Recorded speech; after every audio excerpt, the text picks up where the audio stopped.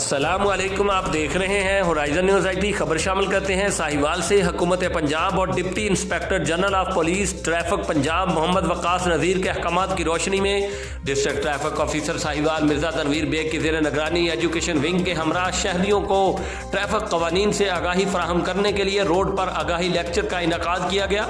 इस मौका पर शहरियों को रोड सेफ्टी, लेन लाइन की पाबंदी और ज़ेब्रा क्रॉसिंग के दुरुस्त इस्तेमाल के हवाले से तफसीली ब्रीफिंग दी गई, जबकि उन्हें महफूज ड्राइविंग अपनाने और ट्रैफिक कवानीन पर अमल दरामद की अहमियत से भी आगाह किया, ताकि हादसात की रोकथाम और ट्रैफिक के बेहतर निज़ाम को यकीनी बनाया जा सके।